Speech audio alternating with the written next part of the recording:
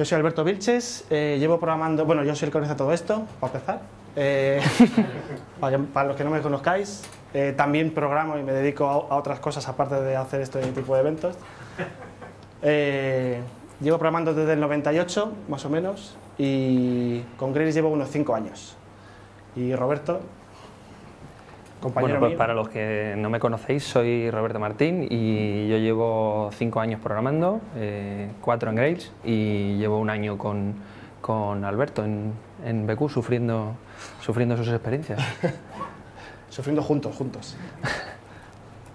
Vale, bueno, pues vamos a hablar un poquito, ese es el porcentaje más o menos. Primero vamos a contar un poco cómo funcionamos, nuestra experiencia, un poco de arquitectura, y luego, por supuesto, Grails, ¿no? Que supongo que es a lo que habéis venido, ¿no? No que os contemos nada. Bueno, entonces, nosotros trabajamos en una empresa que se llama BQ y que su principal negocio es vender tablets y libros electrónicos como este, ¿de acuerdo? Entonces, vosotros podéis ir perfectamente a la tienda y comprarlo, lo envían a casa, normal y corriente, ¿vale? Entonces, bueno, BQ Readers es la marca, la empresa está dentro de otra que se llama Mundo Reader, es 100% española, y nos dedicamos a construir, controlamos toda la línea de producción, desde el diseño de los dispositivos hasta la fabricación y la venta final, por supuesto, ¿no? Entonces, somos el segundo fabricante de tablets de España porque es muy difícil vender más que Apple, ¿no? Bueno, tenemos más historias que luego os iremos contando, ¿vale? Entonces, nuestro principal negocio es vender dispositivos. Se hace mucho dinero vendiendo cacharros, pero el siguiente negocio es vender también los contenidos, porque cada persona que le vendes un cacharro y se va y no te compra los libros, estás perdiendo un cliente, ¿no? Entonces, una manera de seguir teniendo negocio con el paso del tiempo es que el que se va con un cacharro, que también nos compre los libros, ¿no? Entonces, bueno, esto es lo que os he dicho antes: diseño, creación, distribución de los readers, tenemos acuerdos con las editoriales, y ahora queremos crear una plataforma de libros electrónicos, que es lo que vamos a contar, ¿vale? Entonces, bueno, el modelo de negocio es simplemente que nosotros no vendemos el libro electrónico, lo hacen las tiendas, ¿vale? Pero lo hacen a través de nuestra plataforma, ¿vale? Entonces, nosotros también a veces nosotros nos llevamos una comisión por cada venta de libro, un poco pues como hace el Apple Store con las aplicaciones.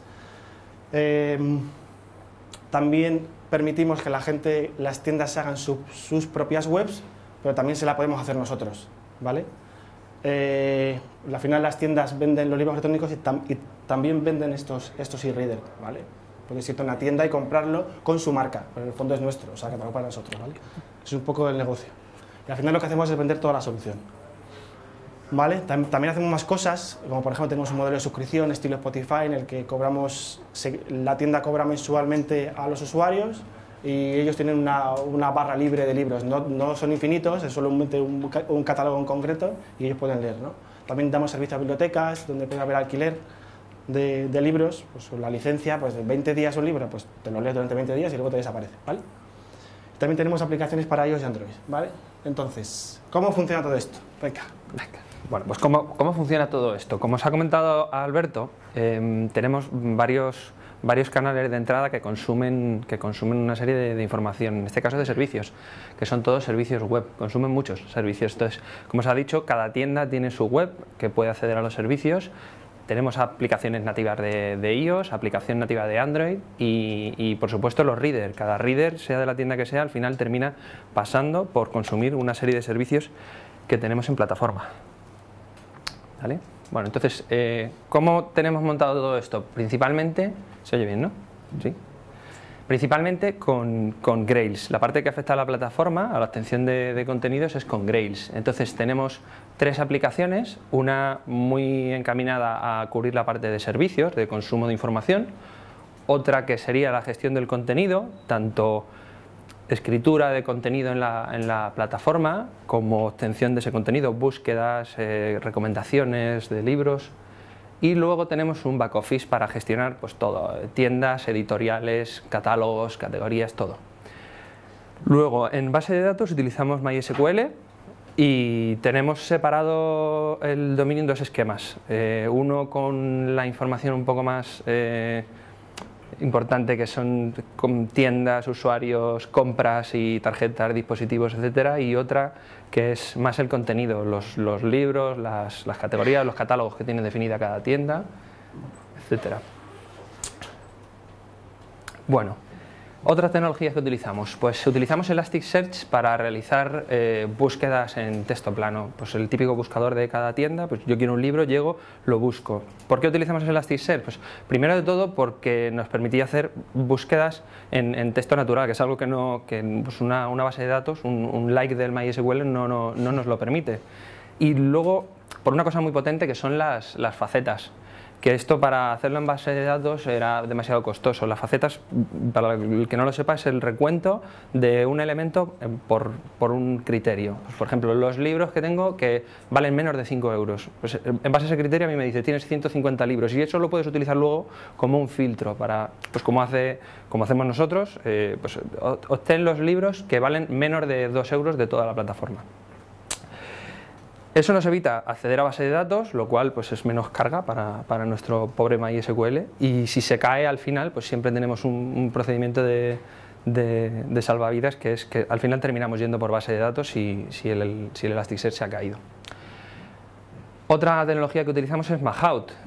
Lo utilizamos como motor de recomendaciones. Obtenemos recomendaciones en base a principalmente dos entradas de información, que son las visitas que tenemos de los usuarios y las compras que estos hacen. Nosotros lo guardamos todo eso y el Mahout luego nos genera un CSV. Cuando dice visita se refiere a que un usuario en concreto entra en la ficha de un libro, entonces yo veo este libro, yo he comprado este otro libro y yo he visto este otro libro. Pues esos son pesos que yo le doy al sistema, en el cual pues yo luego al final es bueno. Bien. Y eso es lo que nutrimos al backup. O sea, cuando decimos compras y visitas se refiere a eso, no visitas que tiene la web que tenga 2000 visitas. Dale al play. No. Vale. Luego tenemos un MongoDB que lo tenemos desde hace poco, que lo hemos implantado para coger tablas que eran muy pesadas que teníamos dentro de la plataforma, como por ejemplo una tabla que tenemos de auditoría. Pues para estos servicios que os hemos comentado, cada petición que nos hacen la guardamos para luego poder hacer estudios de uso de la plataforma, para poder obtener algún report de algún fallo que haya habido. Entonces, para todas esas tablas muy grandes que hacían muy pesado el MySQL, nos lo hemos llevado a un MongoDB para que no nos interfiera. Vale, ¿cómo tenemos separado esto? Pues principalmente, aunque aquí parecen 4, son 3 componentes, como os hemos dicho. Hay un API de servicios que se consume. Son servicios que están hechos al 90% REST, 90% porque... Bueno, o sea, son puros JSON. REST, como no es un protocolo, ni es un formato, ni nada, es simplemente, ni siquiera un estándar, es simplemente unas recomendaciones y demás, pues entonces no son realmente URLs únicas. Usan GET, usan POST, PUT y DELETE, pero no son 100% REST, es solamente por decir eso. Entonces son URLs a las que atacan, como os hemos dicho, los dispositivos, las webs, todos atacan a ciertas webs, y la respuesta que obtienen es JSON, ya sea un error o sea la información que esperaban. Este mismo API lo utilizan pues, los readers, que aquí hay algunos compañeros que se dedican a ello. Y luego tenemos otras 2 aplicaciones, que es una principalmente para toda la gestión del contenido. Como os hemos dicho, pues, hacemos carga de contenido. Resumiendo muchísimo, diariamente los proveedores de contenido nos suben a un FTP sus libros, la metainformación de los libros con unos XML. Nosotros todo eso lo parseamos, lo cogemos, lo colocamos en los sitios y lo convertimos en algo consumible por nuestra plataforma. Vale, ya está. Listo. Que si no, nos comemos todo. Bueno, ahora vamos a contar un poquillo los problemas que hemos tenido, y digo nuestras soluciones porque son las que hemos aplicado nosotros y nos han venido bien. Podemos estar equivocados, pero bueno, a lo mejor os sirven de inspiración pues para un problema similar que tengáis, ¿vale? Entonces, simplemente algo tan sencillo como que el API, nosotros necesitamos que en caso de error, pues se devuelva un JSON con el error, no una excepción aquí, tracatrun, ¿vale? Entonces, ¿cómo lo hemos arreglado? Y lo mismo cuando es una excepción incontrolada, ¿vale? Entonces, ¿cómo lo hemos hecho? Hemos creado nuestra propia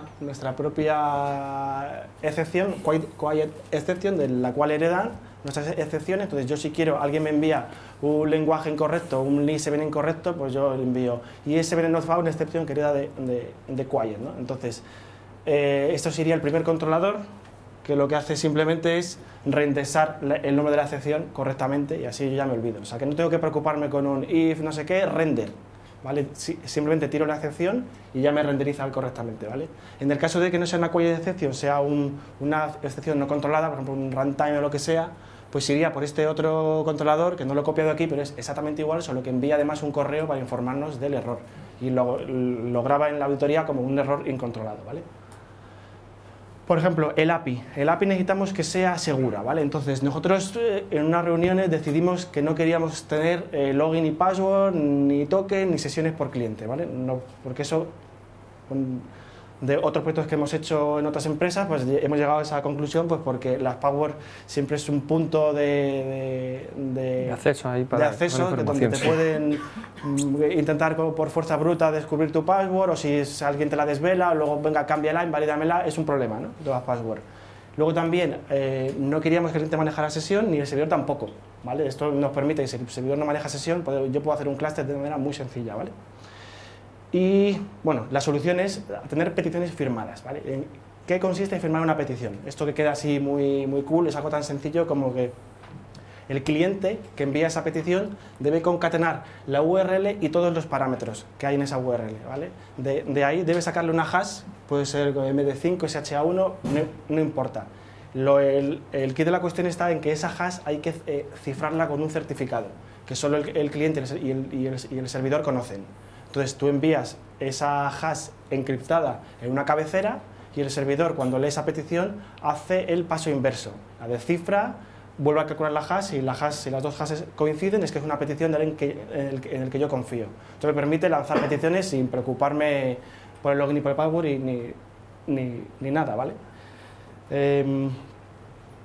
Vale, esto sin embargo tiene un pequeño problema. Si alguien intercepta la petición, no puede hacer nada con ella porque va a haber una hash cifrada que él no puede utilizar para descifrar, porque se supone que el cifrado asimétrico pues es muy costoso de cifrar y digamos que es imposible, ¿no? Sin embargo, alguien puede coger esa petición y replicarla n veces.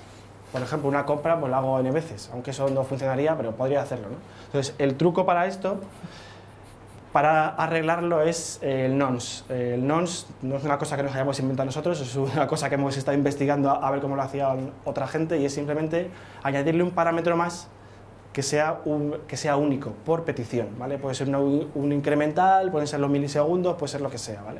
Entonces lo que hacemos en el servidor es guardar ese nonce, guardamos todos los nonce de un usuario y si me envías dos nonce iguales, pues no te dejo pasar porque estás duplicando tu petición, envíame uno nuevo. Como al cambiar el nonce va a cambiar tus parámetros, cambian la firma y te cambia el cifrado, pues no te va a funcionar, ¿vale? Entonces así es como lo hemos arreglado, ¿vale? Estoy yendo deprisa porque tenemos un montón de cosas y queda solo media hora, ¿vale? Entonces, trabajo con decimales, ¿vale? El trabajo con decimales es algo que hemos aprendido a base de pues como todo, equivocarnos un poco, ¿no? Entonces, este es el resumen final que tenemos, porque esto son cosas que pasan, ¿vale? Estos son patazos que encontré en internet, ¿vale? Como por ejemplo, sumar 30 y 10 y que te dé 40,01, ¿no? O que el impuesto, que el IVA de algo sea un decimal así infinito, ¿no? ¿Vale? Esto puede pasar a todo el mundo, porque no es un tema de coma flotante, no es un tema de que tengo un 21,3 y me hace mal las sumas, no, es el tema, es porque cómo se guarda en decimal, o sea, un número decimal en binario, ¿vale? Que se va a guardar siempre por múltiplos de 2 o 2 elevado a menos 1, 2 elevado a menos 2, que son fracciones, ¿vale? Estas fracciones, pues cuando tú tienes un 2,5 es muy fácil, pero cuando tienes un 2, algo, no sé qué, tienes que conseguir un conjunto de fracciones que te llegue al mismo resultado tal, que es imposible. Y es algo, fijaros que pasa en Java, pasa en MySQL, pasa en todos los sitios, ¿vale? Es algo que es inherente en la informática, por así decirlo, ¿no? O en computación. Entonces no pasa nada cuando estás calculando la distancia de aquí a la Luna, a lo mejor, pero si estás vendiendo algo y el IVA te sale un céntimo por arriba o abajo, pues al cabo de 1 millón de compras, pues a lo mejor son 100.000 euros, ¿no? Vale. Para abajo. Entonces, la solución, primero, no usar ni double, ni float, ¿no? Usar big decimal. El big decimal por dentro no usa un formato decimal. De verdad, lo que hace es, tiene un array de enteros y a partir de ahí, cuando suma y resta o multiplica y divide, te va moviendo la coma, pues como si lo haces tú en tu casa, con un papel, ¿vale? Entonces, ahí nunca falla, ¿vale? Si voy a guardar en la base de datos, lo mismo. Tengo un formato decimal, no usar ni float ni doble, ¿vale? Usar también decimal. En el formato decimal tenemos que elegir, hay dos tipos de conceptos o de cosas donde yo guardar importes, ¿vale? Si yo necesito guardar el importe de un producto que voy a vender y tengo que quitarle, ponerle el IVA antes de venderlo y demás, lo debo de guardar con un decimal más del que mi moneda soporta. En España usamos el euro, son 2 decimales, pues guardo 3 decimales. Así, si yo le pongo y le quito el IVA a un importe que tiene 3 decimales, al volvérselo a aplicar el paso inverso, tengo el mismo importe. Si esto lo hago con 2 decimales, a lo mejor me falla baila, ¿vale? Con 3 fallará uno, pero cuando redondeo, pues no me importa, ¿vale?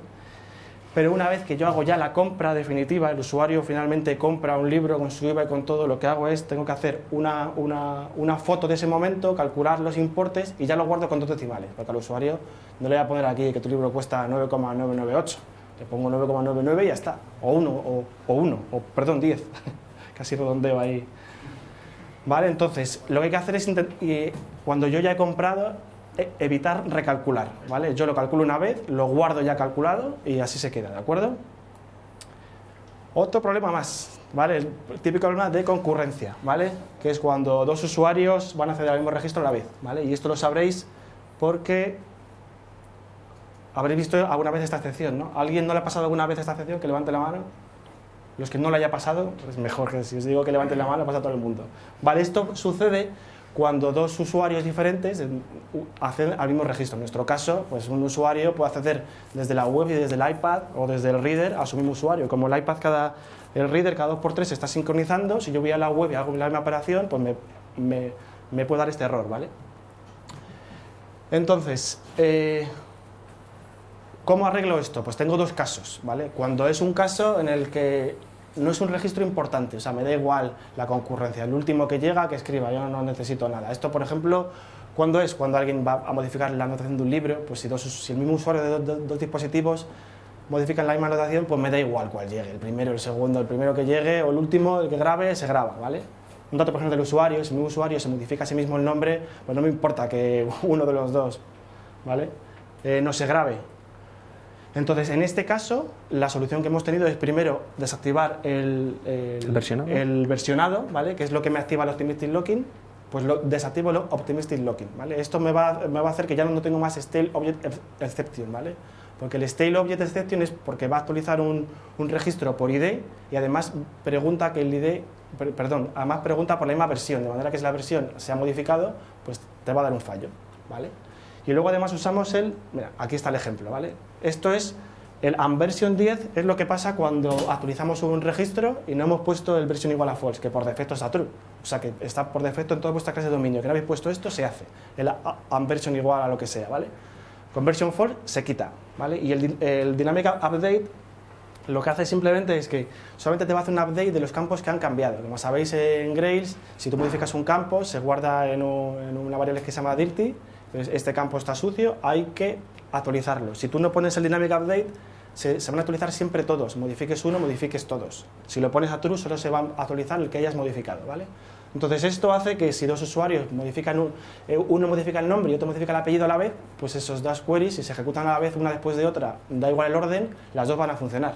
Entonces, ahí evitamos que se sobreescriban entre ellos, ¿vale? Sin embargo, bueno, esto es un bug que encontramos hace poco, que es intentar modificar un campo dentro del before insert y el before update cuando tenemos el dynamic update puesto, que es que simplemente no lo tiene en cuenta, ¿vale? Entonces, esta slide lo he añadido simplemente para que lo sepáis, como recordatorio, ¿vale? Luego tenemos el otro caso, cuando es un registro muy importante, ¿vale? Por ejemplo, modificar el saldo del usuario, devolver una compra, consumir un cupón prepago, ahí sí que no puede haber el último que llegue escribe, ahí tiene que ser el primero que llegue, tiene que bloquear ese registro, escribirlo y si el siguiente llega pues tendrá que esperar o le tendrá que dar un error, ¿vale? ¿Cómo hacemos esto? Pues primero hay que iniciar una transacción, si estamos en un controlador hay que iniciarla a mano, si estamos en un servicio que ya es transaccional pues no haría falta, ¿vale? Y luego dentro tenemos que bloquear el registro que vamos a modificar con un lock. El lock lo que te hace es que te devuelve el registro bloqueado, lo que te hace es un select for update, ¿vale? Y luego hacemos la operación y si falla hacemos un rollback, ¿vale? Bueno, aquí hay un error que es que al copiar el texto, no es el ejemplo de lo que estoy diciendo, lo digo pues alguno se fija, yo hago un log del usuario, pero luego no escribo en el usuario, lo uso para leer. Pero bueno, no me dio tiempo a coger otro pantallazo, he puesto este, pero el concepto está claro, ¿no? Cuando es un registro importante, una transacción, hago un log, y luego si hay un problema en la excepción, hago un rollback, ¿vale? Operaciones en background, ¿vale? Tenemos muchas operaciones en background, ¿vale? Porque tenemos muchas operaciones que hacen muchas cosas y tardan mucho, así que tenemos que lanzarla de fondo, ¿vale? ¿Por qué? Porque a veces si esa operación la inicia un usuario necesitamos que darle una respuesta lo antes posible, ya sea un servicio del API o ya sea desde el back office. Yo no puedo tener a un tío esperando 15 minutos a que se modifique tu libro, porque esa modificación implica modificar todo el libro, todas las categorías o lo que sea, ¿vale? Necesitamos volver rápido. Entonces, ¿qué es lo que necesitamos? Necesitamos un hilo. El problema de Grails es que si tú en Grails, en un controlador, lanzas un hilo y un hilo nuevo y la petición actual acaba, ese hilo nuevo no tiene sesión de Hibernate y cuando accedes a un registro te va a fallar. ¿Cómo se arregla eso? Pues hay varios plugins que te lo hacen. Background Thread Plugin y el Executor son plugins equivalentes que lo que te hacen es lanzarte hilos que contienen la sesión de Hibernate, lo cual te permite manipular tu base de datos a través de las clases de dominio, ¿vale? Y luego tenemos Quartz, que todo lo conocéis, me imagino, porque no sé si viene ya de fábrica. No viene de fábrica, hay que instalarlo. El Quartz es simplemente, también son hilos, pero tú puedes especificar con una expresión cron cuando quieres que se ejecuten. A las 12 de la noche, a las 5 de la mañana, que todos los días a las 3 de la tarde, ¿vale? Pues son diferentes maneras de lanzar operaciones de larga duración. ¿Y qué hacemos en estas operaciones de larga duración? Actualizaciones masivas, porque son muchos libros, muchas cosas, tenemos que hacer con ellos muchas manipulaciones. Y ahora aquí Roberto, que ha hecho muchas cosas con eso y ha sufrido bastante, lo va a explicar. Bueno, vamos a ver 3 ejemplitos básicos de actualizaciones masivas. Aquí el primer ejemplo que veis, lo único que estamos haciendo es aplicarle un porcentaje, le estamos sumando el 5% a los libros, una cosa que pues lo puede decidir una tienda de hoy para mañana y tenemos que hacerlo. Así a priori, la primera solución que nos puede venir a la cabeza es, bueno, pues yo me hago un list, me cojo todos los libros y voy libro por libro, le multiplico su precio por 1,05 y salvo. Esto produce un error y es que actualizas muchos registros, tienes un list en memoria, al final cometes el error de agotar el heap y no es eficiente. ¿Cómo solucionamos esto? Pues a priori es fácil, ¿no? Hacemos un HQL con una consulta de update y como la lógica que tenemos que aplicar es la misma para todos, aplicamos la lógica en base de datos directamente. Pero otras veces no se puede. ¿Por qué? Porque para cada libro ya no me vale, tengo que aplicarle un 5%. A lo mejor para cada libro yo necesito mi lógica y me tengo que ir a un servicio para calcularle qué descuento le tengo que aplicar o qué operación tengo que hacer con el libro. ¿Cómo hacemos esto? Bueno, pues esto lo hacemos de varias maneras. Como ha dicho Alberto, podemos hacerlo en un hilo en background, pero otra manera de hacerlo, también muy interesante, es solo seleccionar aquello que necesitamos. Es decir, si yo tengo que actualizar 10.000 libros, no me voy a por los 10.000 libros y me los traigo. Me hago una proyección y me traigo solo lo necesario. O me los voy paginando y me traigo de 1000 en 1000. Importante cuando vaya paginando que limpiéis la sesión de Hibernate, la sesión de nivel 1 de Hibernate. ¿Por qué? Pues porque si vais trabajando con la sesión de Hibernate al final se llena y cada vez va más lento. Entonces cogéis el factory de Hibernate y vais haciendo un clear de la sesión cada X registros. Incluso hemos llegado a tener que introducir pausas, sobre todo nuestro proceso de carga de contenido es un proceso por lotes bastante complejo y bastante pesado, entonces hemos tenido que meterle pausas para dejarle a la base de datos que procesara y continuar con ello. Si todo lo demás falla, pues siempre tenéis el PLSQL, os metéis con los guantes de fregar a la base de datos y os montáis un PLSQL. Vale, pues aquí tenemos lo que hemos contado está muy bien, pues un ejemplo de lo que os acabamos de decir en código de algo real. Bueno, está un poco tijereteado de cómo es de verdad, pero bueno, se ve. Entonces, este es un servicio que lee de base de datos las copias y las visitas y genera el fichero CSV que necesita Mahout para las recomendaciones. Es un fichero de texto en el que hay que poner usuario, libro que ha comprado y el peso, ¿vale? Entonces, aquí vemos que va a escribir un fichero, ¿no? Entonces, primer paso, vamos a leer los datos, ¿vale? Entonces, lo que hay que hacer es, en vez de leer toda la compra entera, que a lo mejor tiene 45 campos, pues solo necesitamos el usuario y el ISBN, pues hago una proyección y voy a bajar solamente eso de la base de datos, lo que va a hacer que la base de datos sufra menos y mi código sea más ligero y mi heap se llene menos, ¿de acuerdo? Luego, por supuesto, no hacer un list all o un find all, un list, que si a lo mejor tengo 150.000 compras, pues a lo mejor me pasa algo grave con la memoria. Entonces, lo que hacemos es, vamos midiendo a ver cuánto podemos manejar de una sola vez. Por ejemplo, hemos visto que con 2.000 compras del tirón, bueno, 2.000 compras no, 2.000, un array de 2.000 elementos de user ID y ISBN es suficiente, ¿no? Pues no bajamos eso. Entonces, vamos paginando poco a poco. Vamos, leemos 2.000, hasta que llegamos al final de la tabla, ¿de acuerdo? Por supuesto, si hay una compra entre medias y tal, pues bueno, pues no pasa nada, son recomendaciones, no es un proceso de LADA muy importante, ¿no? Entonces, luego escribimos finalmente esos datos en el CSV y cuando acaba el bucle lo que hacemos es borramos la sesión de Hibernate para que no se nos llene y hacemos un sleep que hemos visto que de 2 segundos hacemos que la CPU no se ponga al 100%, porque si no este proceso dura 15 segundos y durante esos 15 segundos la base de datos está como al 700%. De aquí está al 100, está al 700 porque tiene 8 cores, no porque esté la pobre ahí, ¿vale? A través de masivas, pero esto está muy bien si tú vas a escribir en el disco un fichero, ¿vale? Pero ¿qué pasa si cada elemento que tú quieres manipular es algo pesado, ¿vale?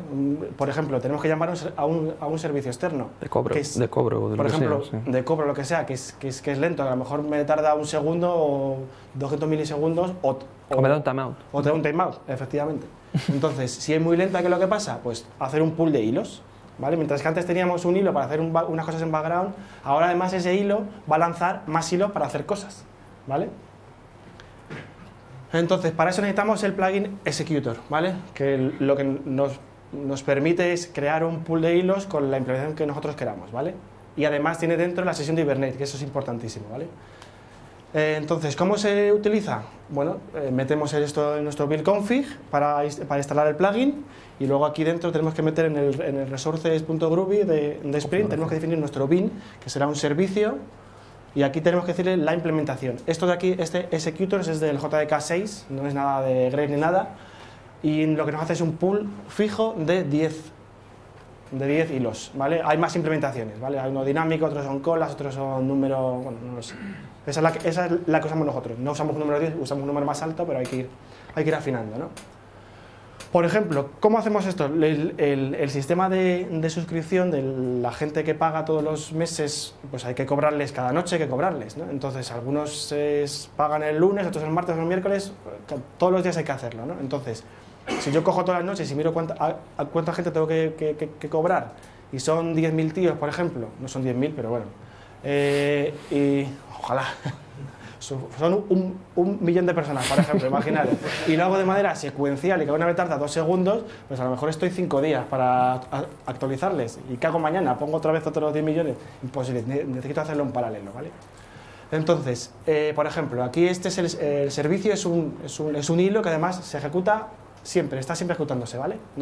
Es un hilo que se arranca en el bootstrap y ya está, ¿vale? Y esto lo que hace es buscar gente a la que tengo que cobrarle hoy, porque hoy caduca su suscripción y necesitamos cobrarle, ¿vale?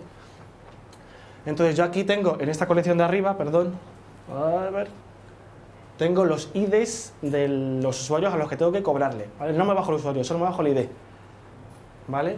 Y voy encolando, me itero esta colección, que puede tener 1 millón, y voy encolando dentro del pool de hilos un closure que lo que hace es hacerme realmente el cobro, ¿vale? Entonces aquí dentro encolo la operación, que es que llamo a este servicio de antes, el que he definido en Spring, le hago este operador, que es lo que hace es que créame un nuevo hilo y me lo ejecutas cuando tengas hilos disponibles, porque esto a lo mejor te va a crear 1 millón de procesos, pero solo te va a ejecutar 10 a la vez, ¿vale? Porque 1 millón a la vez a lo mejor la máquina sospechamos que a lo mejor explota, ¿vale? Entonces, luego al final lo que tenemos que hacer es esperar a que acaben todos los hilos, porque a lo mejor en colado 1 millón, pues van de 10 en 10 haciéndose poco a poco, y cuando acaban, esperamos, y por supuesto, cuando ha acabado hay que borrar la sesión de Hibernate y volver a empezar, ¿de acuerdo? Estoy cayendo ahora que si realmente tuviésemos 1 millón de compras, habría que borrar seguramente la caché de Intermedias. Ah, no, porque está dentro del hilo. Aquí dentro cada uno tiene su propia sesión de Hibernate. Nada, ni caso. Estoy aquí ya pensando en el curro. Vale, escalabilidad. ¿Qué es lo que pasa cuando de repente entra una tienda nueva y entran usuarios, se venden 10.000 readers, se acaban vendiendo y los usuarios vienen un día de fiesta importante y deciden que quieren comprar muchos libros a la vez o registrarles la web? Pues, ¿qué es lo que pasa? Pues en un principio pues no pasa nada, tenemos nuestras tiendas, nuestros dispositivos, este es nuestro balanceador, tenemos un Tomcat y tenemos la base de datos y ahí tenemos nuestro back office, ¿de acuerdo? Si vienen más usuarios, pues bueno, no pasa nada. Cogemos como nuestro API no tiene estado, no tiene sesión ni nada. Bueno, si la tuviese no pasa nada, se podría hacer, pero es mucho más sencillo que no lo tenga. Pues creamos más Tomcat y arreglado.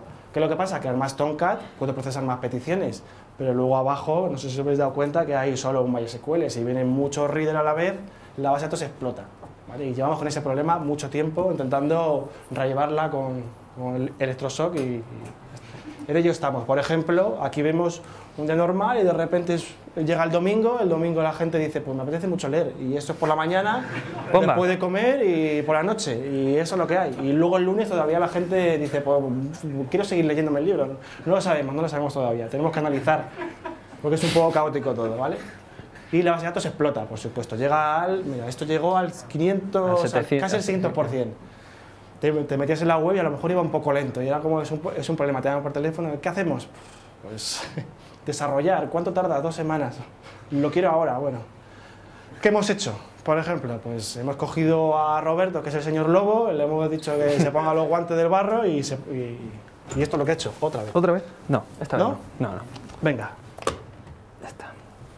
Lo romperé, pero no sacaré el cable. 15 minutos quedan. Vale. Bueno, vamos a ver. Evitar trabajo necesario. ¿Por qué? Pues porque el primer problema que te encuentras cuando la base de datos se está muriendo es que estás haciendo el típico problema de las N+1 consultas. Es decir, tú tienes una base de datos en la que vas a extraer libros, pero es que el libro tiene un montón de relaciones. El libro tiene una editorial, tiene unas categorías, tiene mucha información que no le pertenecen. Entonces, tú te traes los libros y luego Hibernate decide que empieza a ir a por más información. Entonces empieza a crearte consultas a la base de datos y por eso veis la gráfica que estáis viendo. Entonces, ¿cómo solucionamos eso a priori? Pues lo primero que se nos ocurre es utilizar joins, incluso creando índices si es necesario para los criterios de ordenación, para los criterios de la join. Pero esto tiene un problema, que es que la plataforma crece, llegan más tiendas y entonces las tablas, en vez de ocupar 10 megas, al final terminan ocupando 100 megas, 200 megas, y una join a priori pues puede resultar muy bien cuando la tabla es pequeñita o cuando tenemos unos datos medianamente manejables, pero cuando tenemos tablas realmente grandes, las join empiezan a crearnos cuellos de botella. Entonces, ¿qué decidimos para evitar esas join hiperpesadas que nos tumban la base de datos? Inyectar propiedades en el objeto. Y con inyectar me refiero a inyectarlas en la metaclase, o sea, utilizar la metaclase del objeto malamente usada para coger y decir, bueno, pues yo quiero libros, me traigo los libros, y ahora que quiero los nombres de sus 10 editoriales, me hago una proyección y me los traigo y se los inyecto a la metaclase del libro. Error, porque terminamos con 1,5 millones de objetos expando metaclass y con un problema de memoria con un memory leak bastante grande. Entonces hubo que deshacerlo y hacer todo eso con propiedades transient dentro del objeto, que sabéis que son estas propiedades que marcáis en las clases de dominio como transient para que no os lo persista GORM en la base de datos. Eso nos sacó de la quema durante muchos meses, pero luego llega Santa Claus con las Navidades, se venden todos los readers que tenemos y entonces volvemos a morir. Entonces, ¿cuál es el siguiente paso? El siguiente paso es desnormalizar la base de datos. Si yo lo que quiero es el libro y toda la información, pues se la voy a meter en el libro para no tener que hacer más consultas. Dale. Por ejemplo, inyectar propiedades. Esto es los libros por editorial que podemos obtener. Si yo me hago un list y me voy haciendo un count por cada una de las editoriales, lo que estoy haciendo es a base de datos a decirle, oye, cuéntame de este otro, cuéntame de este también. Eso no es nada eficiente. Dale. Si yo me hago una proyección y me voy iterando la proyección y me voy trayendo el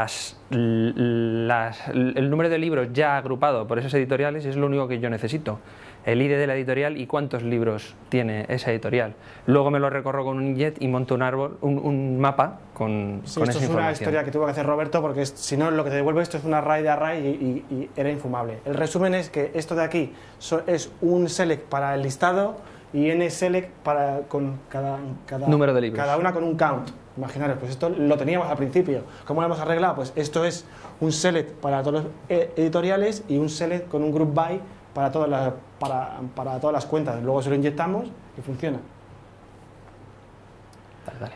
Vale, me voy a saltar algunas cosillas porque quedan 10 minutos y yo creo que debe quedar como 3/4 partes, no, que queda menos, pero vamos, que queda un montón todavía. Entonces, primero analizar el rendimiento de la base de datos. Lo importante, un truco que me dijo el señor Iván, analizar el slow queries, ¿vale? Que son es un blog que tiene el MySQL con las queries que te tardan más de 10 segundos, que a veces es útil porque realmente una query puede tardar mucho, a veces la base de datos está al 800% y un insert te tarda 60 segundos. O sea que a veces te ayuda, a veces no te ayuda, ¿vale? Bueno, otro ejemplo, esto para recordaros cómo estábamos antes. Otra cuestión que hemos hecho es, si tenemos un MySQL que está al 800%, pues vamos a analizar el modelo de datos, a ver cómo está y a dividirlo en dos.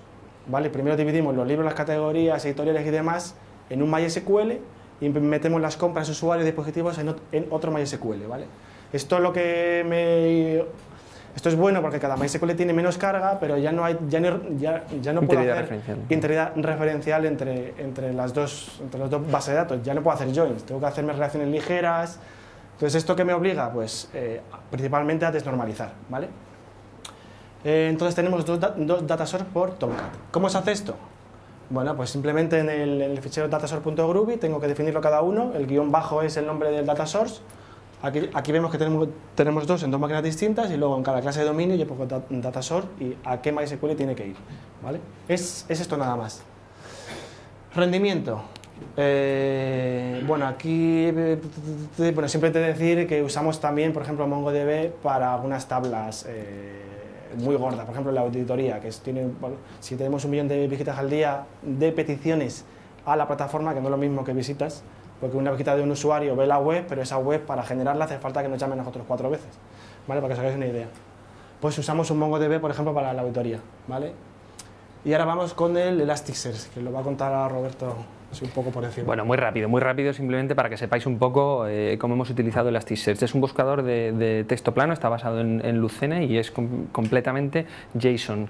Tiene un cliente Groovy, pero yo personalmente no lo recomiendo. ¿Por qué? Pues porque está pensado principalmente para tener una instancia embebida dentro de vuestro Tomcat y en primer lugar eso no es para lo que está pensado Elasticsearch. Elasticsearch, de hecho, está pensado para que tengáis un clúster. Ya se monta así, o sea, no hay manera de montarlo como único nodo. Te monta un clúster con un nodo si quieres, pero no hay manera de montarlo como único nodo, porque está pensado para que sea escalable, para que levantes un clúster con varios nodos y cada uno tenga partes del índice y sea un poco distribuido.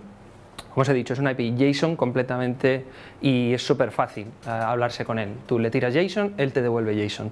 Dame por esta cadena todo lo que te salga de libros y él te devuelve todos los que le han hecho matching, ¿vale? Como os digo, os monta directamente un clúster, lo montáis o lo bajáis, lo dejáis en una carpeta y se levanta como una aplicación Java, el solito, y no tenéis que hacer nada más. Y lo metimos principalmente para obtener lo que os he dicho de las facetas, porque esto en base de datos es muy complicado. Imaginaros hacer una agrupación por diferentes criterios de todos los datos que tenemos en la base de datos. Súper complicado. Esto Elasticsearch te lo da ya por defecto. Tú le dices, dame libros que tengo por debajo de 2 euros, por debajo de 5 y por debajo de 10, y te lo devuelve incluso con el listado que tú le estás pidiendo y te lo personaliza. Entonces, el primer problema que obtuvimos con el Elasticsearch es que teníamos varios puntos del código, varios sitios en los que tocábamos la información de los libros, la información de las editoriales, de las categorías, todo eso tenía que ir replicado porque en el Elasticsearch tú lo tienes todo, tienes desnormalizada toda la información del libro. Entonces, cada vez que modificábamos algo del modelo teníamos que irnos al Elasticsearch, indexarlo, esperar a que terminara, el usuario tenerlo esperando o crear un thread para hacerlo. Al final lo que se nos ocurrió fue inventarnos un servidor, un demonio de indexación. Es una cola, está mal implementado porque lo tenemos implementado en base de datos, pero oficialmente hacer una cola en base de datos es un antipatrón, pero bueno, ya pero nosotros lo tenemos implementado así. Tenemos una tabla en la que vamos encolando desde distintos puntos, desde el back office, desde el servicio de contenidos, vamos encolando cambios que ha habido que hacer. Entonces hay un demonio que continuamente en un bucle está observando si tiene trabajo que hacer y si tiene trabajo que hacer le dé la cola en un proceso por lotes y lo va indexando, le va tirando al Elasticsearch JSON de esos libros que tiene que indexar. Luego, pues cositas que se nos han ido ocurriendo. Cuando arrancábamos una versión nueva, el Elasticsearch decía, oye, yo no tengo nodo para esa versión nueva que tienes, y fallaba todo. Fallaba en las búsquedas, fallaba todo. Pero pues hemos implementado, cuando arrancamos no hay nodo, se crea, que cuando alguien busca, no está levantado, levanta un nuevo nodo. Reconstruir con alias. Si vais a trabajar con Elasticsearch, es un truco que leí, es sencillamente cuando te pones a reconstruir, él tumba el índice que tiene y se pone a reconstruir uno nuevo. Hasta que no termina de reconstruir, tu índice está vacío, con lo cual la gente busca y no encuentra nada.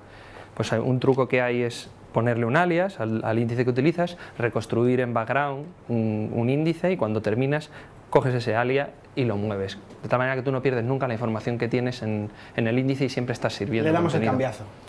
Hacemos otro y luego se lo cambiamos y no se entera. Y nadie se entera de nada. Vale, más. Por supuesto, para mejorar el rendimiento hay que cachear de todo. Cuanto menos accedas a la base de datos, pues mejor para la base de datos, está más tranquila. Entonces, como los Tomcat, digamos, que puedes meter infinitos, pues cuanto más esté en memoria, mejor, ¿vale?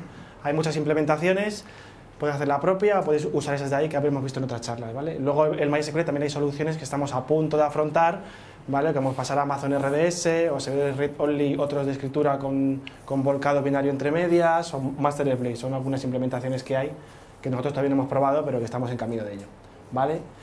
Por supuesto, hay que hacer siempre pruebas de carga para saber en qué momento peta la base de datos. ¿Por qué peta? Pues yo hago una prueba de carga, miro a ver si peta con 30 usuarios concurrentes en cada nodo, hago un cambio de desnormalizar y vuelvo a hacer esa prueba a ver si realmente me ha bajado, porque a lo mejor he desnormalizado una tabla que cuando hago la prueba tengo la misma carga, pues tengo que analizarlo, ¿vale?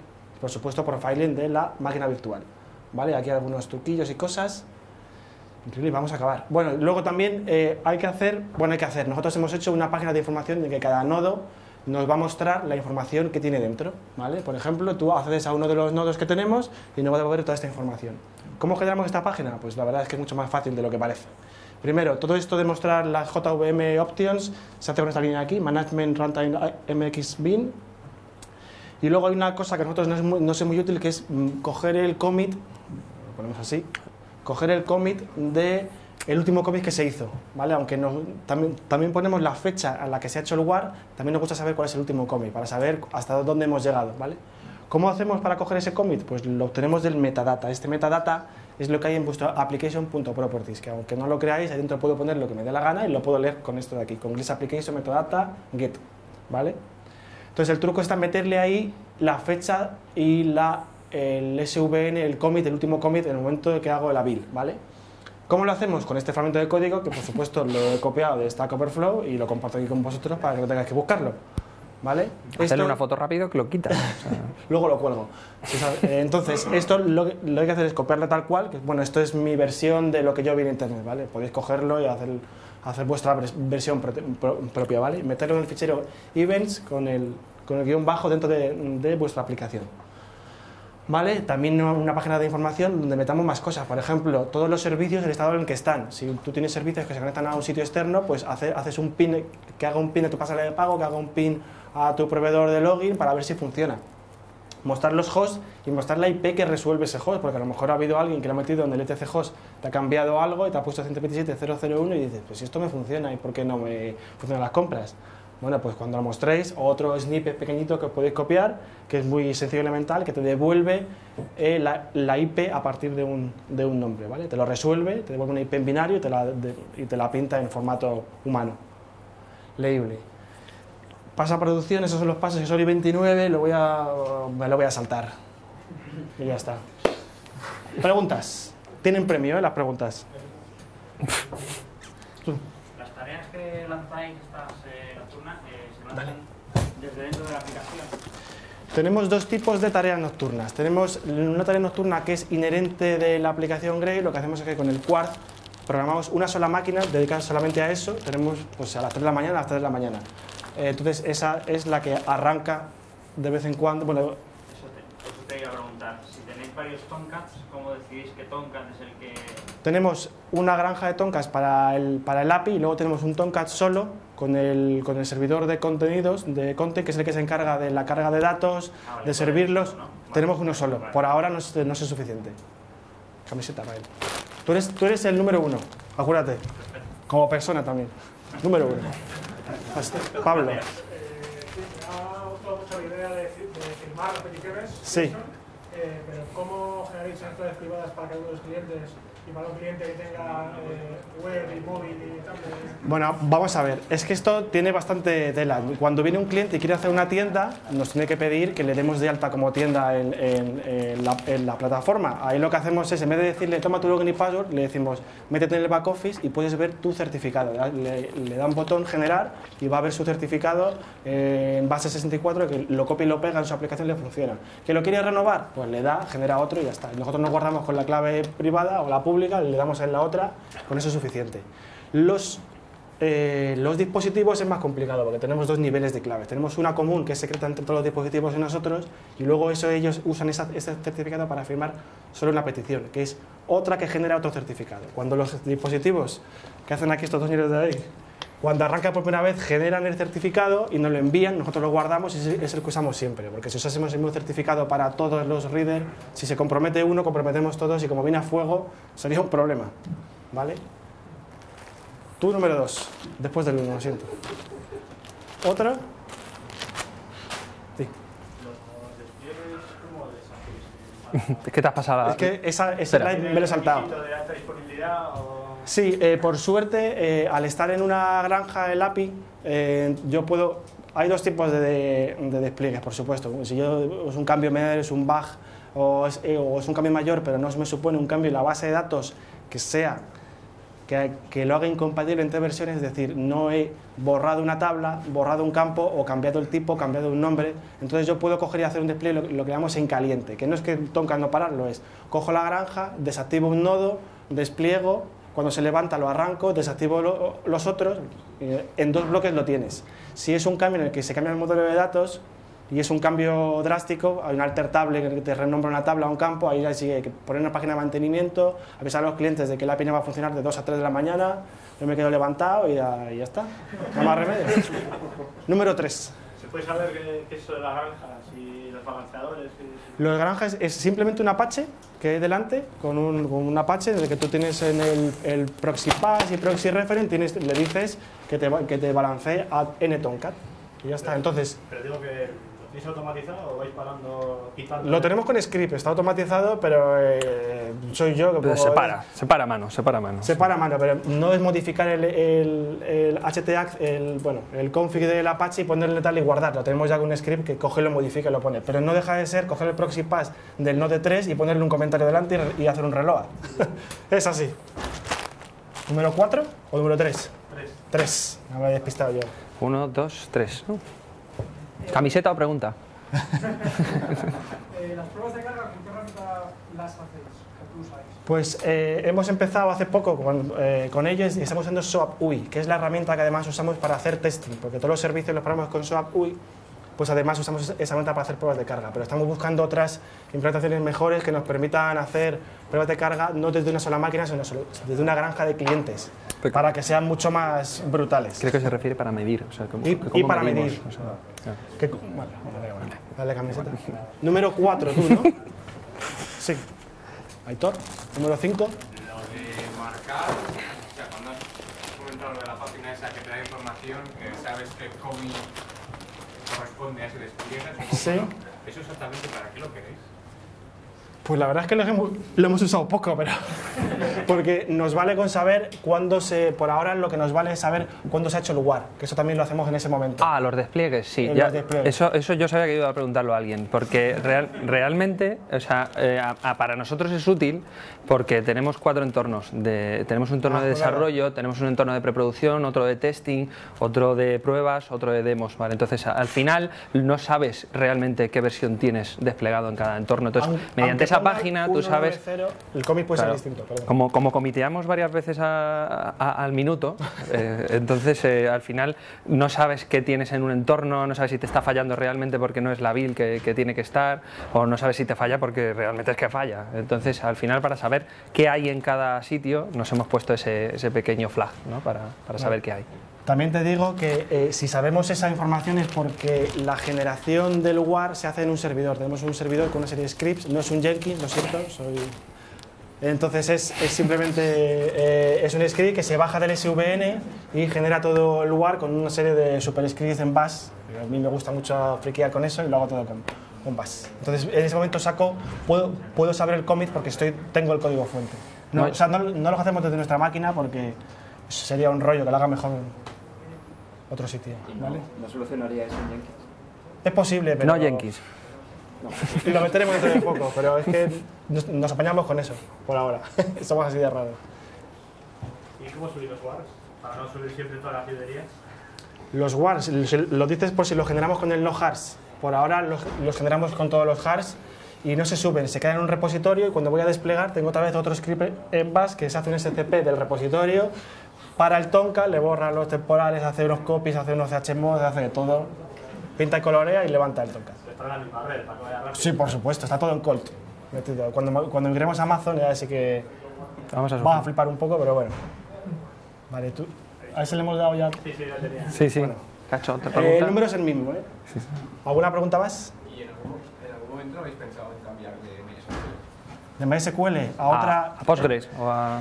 a otra que aguante más? Sí, pero es que eso habría que evaluarlo. ¿Realmente cambiar la implementación de base de datos te va a resolver tu problema de rendimiento? A lo mejor no. Y a lo mejor tenemos muchos PLSQL que hay que migrar y demás. O sea, ¿realmente nos garantizaría que meter un Oracle o un Postgres no va a tener ese pico?